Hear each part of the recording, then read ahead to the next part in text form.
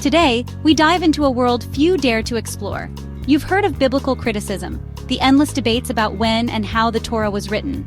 But have you ever heard of lower criticism and the powerful evidence it unintentionally leaves behind? Let's embark on a journey to uncover the hidden truth about the preservation of the Torah. First, what exactly is low criticism? Low criticism, or textual criticism, doesn't question the divine origin of the Torah. It simply examines possible scribal errors over time, small mistakes made during copying. But here's the big question. Does finding a scribal error undermine the traditional Jewish view of the Torah? Surprisingly, no. In fact, it strengthens it. Critics point to common scribal errors, things like dittography, which is accidentally writing something twice, or haplography, accidentally skipping words, and argue that ancient scrolls, especially hand-copied, must be full of mistakes. Sounds reasonable, right? But they overlook something massive.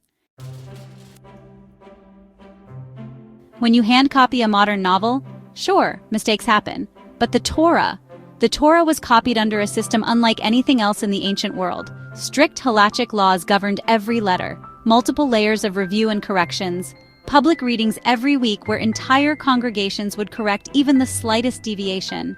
Even today, a Torah scroll with a single letter missing or wrong is declared invalid. Imagine, thousands of people every week for thousands of years checking the text publicly.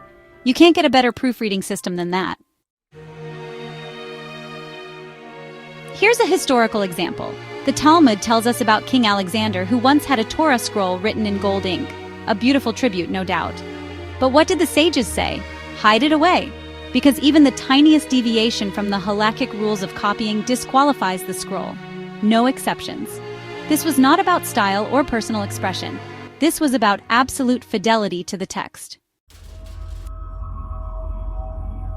Scribes weren't just talented writers. They were guardians of sacred precision. Rabbi Meir once taught, "Be careful in your work. It is the work of heaven. If you add or omit even one letter, you destroy the entire world." The stakes were cosmic.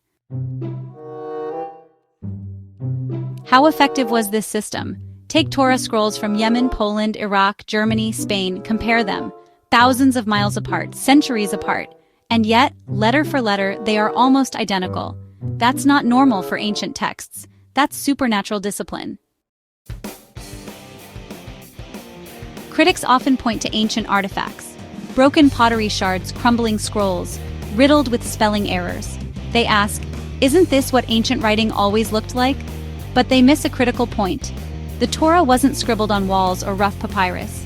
It was written on high-quality parchment, with painstaking care, by professional scribes, under religious supervision. We cannot compare graffiti from Gaza or a broken letter from Moab to the national treasure that the Torah represented to Israel. From the moment Moses completed the Torah, it was never hidden. It was taught, read publicly, memorized. In Joshua's time, this book of the law shall not depart from your mouth. You shall meditate on it day and night. The people demanded access to it. Judges ruled by it. Kings were required to copy it. Can anyone really imagine the Torah disappearing into a corner, neglected, unguarded? Impossible. Later, Jewish scholars known as the Masoretes perfected systems to track every letter, word, and verse. They counted every word, every letter, every oddity, every abnormal spelling. Even missing or extra vavs and yuds were meticulously cataloged. The result? The Torah text we read today matches the ancient traditions, not by coincidence, but by design.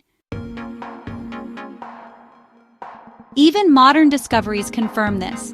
The Dead Sea Scrolls show two types of biblical manuscripts: a looser, more popular version, and an early, disciplined version almost identical to the Masoretic text we have today. Even when they differ, the core consonants are almost untouched. As Professor Emmanuel Taub, the world's top expert in textual criticism, admits, the consonantal text is extremely stable. So let's be clear, were there ever small copying errors? Of course, we're human. Does that undermine the Torah's authenticity? Not even close. The Torah's preservation was no accident. It was the result of a national, public, relentless effort. Spanning millennia, Every community, every generation, every week. No other text in human history compares. Not Homer, not Plato, not Shakespeare, only the Torah. The critics asked, how can a human text be so accurate? The answer? It wasn't just human, it was heavenly work, preserved with heavenly devotion, and it's still alive today.